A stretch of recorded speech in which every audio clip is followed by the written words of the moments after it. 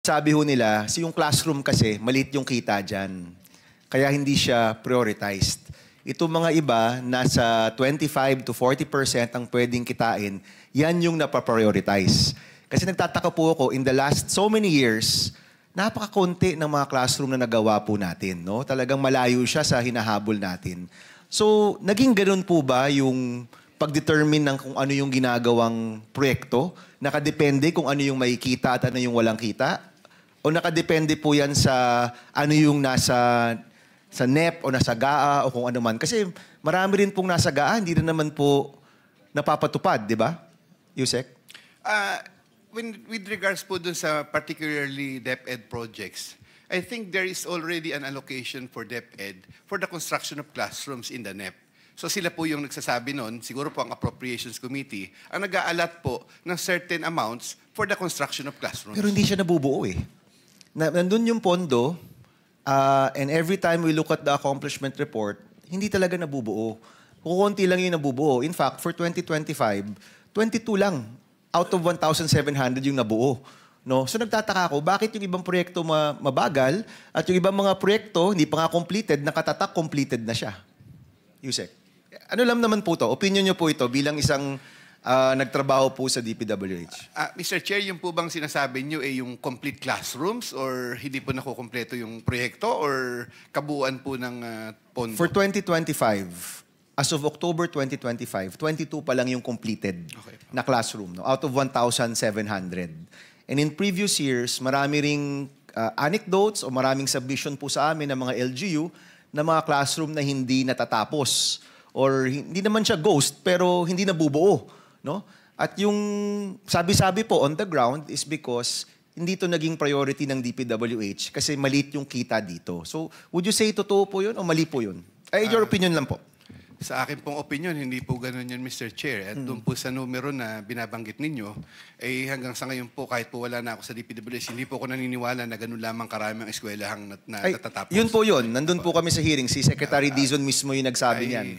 This is my opinion, Mr. Chair. However, we have here Director Danny Villa, who is in charge of Cebu.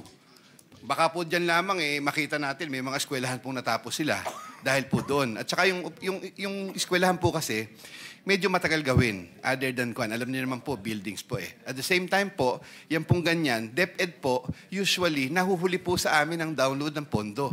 Because we need to coordinate really with mga, mga tao nila. Sometimes, validation po ng both, doon po nagtatagal. And remember, meron pong minsan, June na po nababagsak sa amin ng ng pondo. So yan po yung sinasabi, yan yung rason Yes, kung po. bakit mabagal yung paggawa. No?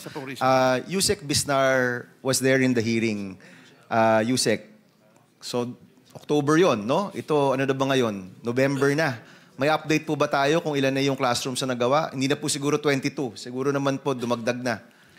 I-check ko po, Your Honor, yung exact figure and we'll make a report, Your Honor. So, yung pagpaprioritize, Yusek Bernardo, former Yusek Bernardo ng mga proyekto, kasi, di ba, sa isang lugar, how is the prioritization made? No? Meron namang, alam ko maraming mga proyekto lalabas yan sa GAA. So all of those will be funded.